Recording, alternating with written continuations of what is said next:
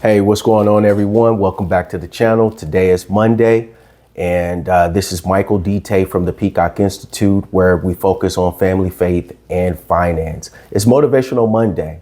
I was going to talk about something pertaining to money, but I thought it would probably be better to inspire and uplift some of us as we start our work week. Today, we're diving into how faith can help you kickstart your week with strength and purpose. And for all my men out there, right? We know that it's always purpose over pleasure, right? Intelligence over emotion. If you're ready to get inspired and motivated, just stick around. All right, welcome back. I want to start today with a scripture that I think sets the tone for a productive and positive week. Now, for some of you, you may be highly religious. Some of you may be spiritual. Some of you may not be. However, that's not important at the moment. What's important is the verse that I'm going to share with you, and I hope it resonates with you.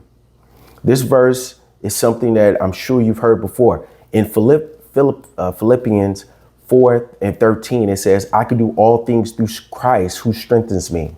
Now, let's just take a moment and think about that.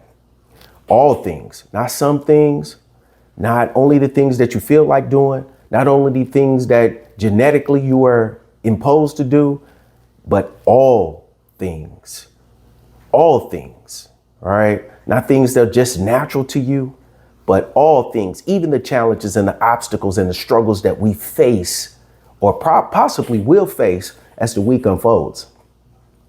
We often start our Monday feeling overwhelmed and about what lies ahead, and some of us create our own anxiety.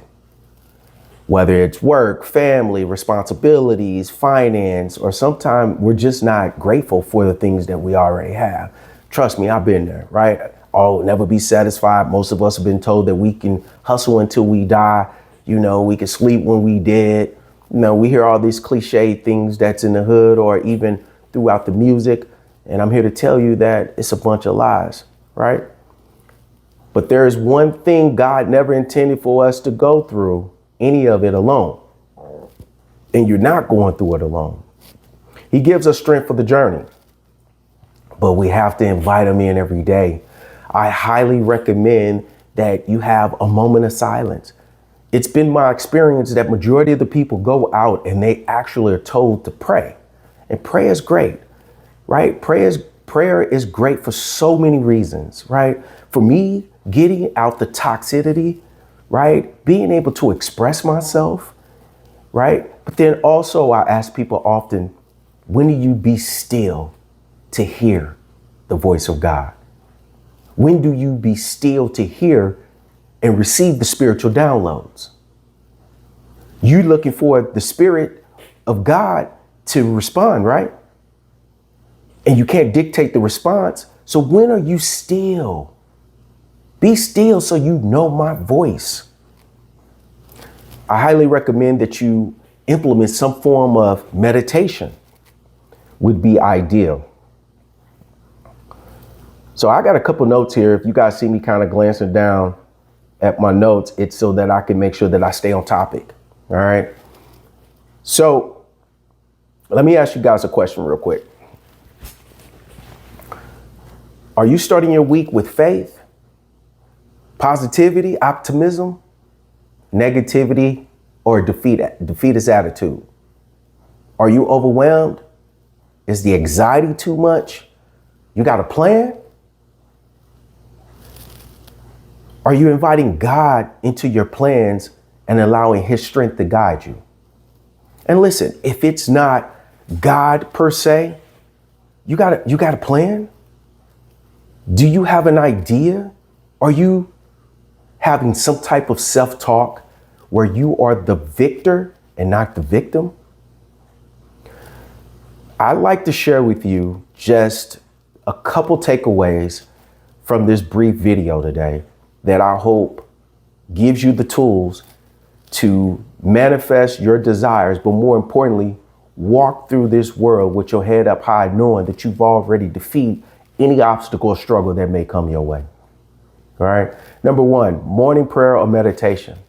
It's highly recommended that you start your day off before you pick up your cell phone, before you turn on the television, even before you go and eat. right? Maybe after you go to the restroom, but before you begin your day, right?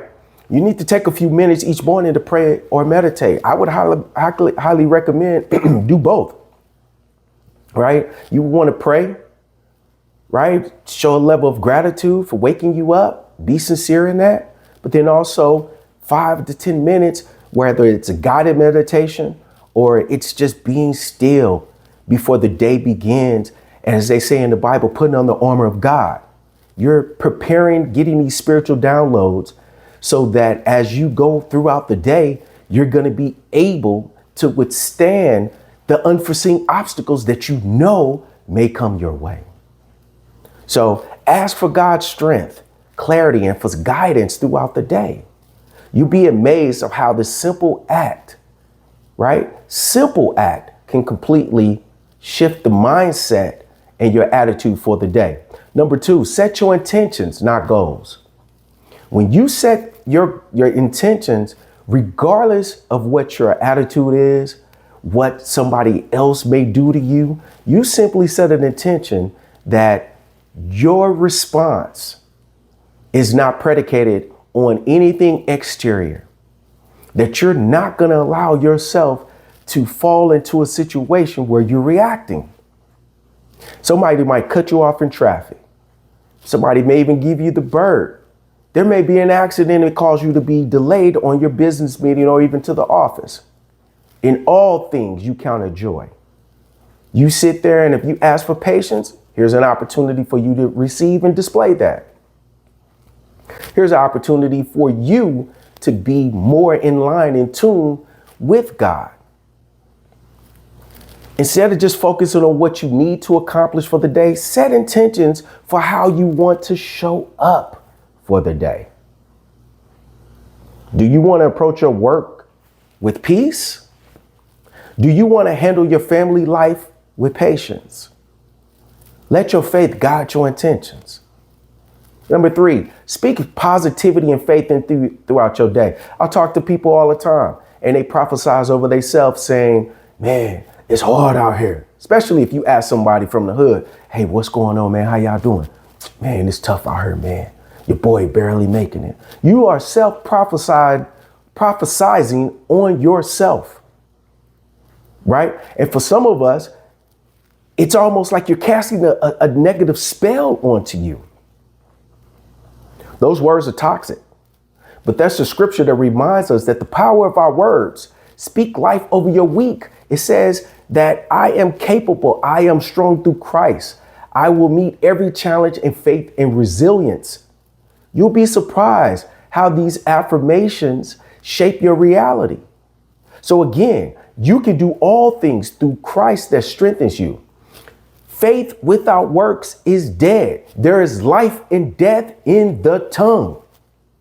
Watch what you say, especially about yourself. Don't even be joking when you say something negative about yourself. I used to play like that, right? You looking for some type of guilt trip or for somebody else to join on your pity party. Nah, that ain't cool. That's not cool at all. Don't do it. It's self-sabotaging and it's self-destructive. Number 4, gratitude check. Before you go to bed every night, I highly recommend you shut down the television. You have a dedicated time where I often tell my family, or I may be sharing it with my wife, I like to decompose or decompress, right? So I don't want any type of negative energy that I've consumed throughout the day, whether it was through music, whether it was through watching TV, whether it was with me overthinking about something that I experienced throughout the day. I must take time to decompress and, more importantly, to reflect on the day. So before you go to bed each night, take a moment to reflect on what went right, but also what went wrong. What were the areas of improvement? Also, thank God for the strength and the grace that it took for you to even make it home. He gave you the strength to face the day. Ask for the same grace on tomorrow. Gratitude will always invite blessings in your life. Most people, they want to receive, but they don't want to give. That's a surefire way to show God that you are spiritually ready for more abundance, by simply showing that you're grateful for what the abundance is already within you, or the abundance that you already have. I got a quick story for you guys, and then I'll let you go. I hope this is a blessing. If this is a blessing to some of you guys, please leave a comment. Let me know that you're resonating. You're resonating with me. For some of you who may not know, who's joining the channel, supporting the channel, this is actually my first video, and so they will get better. But just know that I'm speaking from the heart. I'm speaking from from experience. Quick story. Let me share a quick personal story. Last week, actually Monday to be exact, I was going through some things. My heart was heavy. We had traveled out of town, went to Belize, beautiful place. And of course, I'm working. My wife is working. And I woke up feeling a little bit overwhelmed. I was a little bit frustrated, right? And started kind of living in the past, thinking about decisions that I made, times where I was not a good steward of the resources that we had, or not properly had a laser focus to put us in a situation where we shouldn't even really be working right now, right? I'm driving past a golf course and I'm seeing people out there playing golf. And again, you don't know their specific situation, but I'm like, what did I do in the last lifetime that I am still having to work this time? And more importantly, I don't want my queen to have to be out the house working like that, okay? Or at least give her the option. So I had a huge to-do list, family commitments, everything felt like it was a lot, you know. I'm sure y'all felt the same way. But instead of letting that pressure consume me, I started talking to myself and prophesizing over me. I took a moment, I prayed. I remind myself of the greatness that's already within me, that God had already given me the tools to be successful, and that I was not going to allow this negative energy to take up residence in my mind or definitely in my heart. Nah, I'm good. I don't ask anymore, why me? My response is, try me. Why not me? Because there was a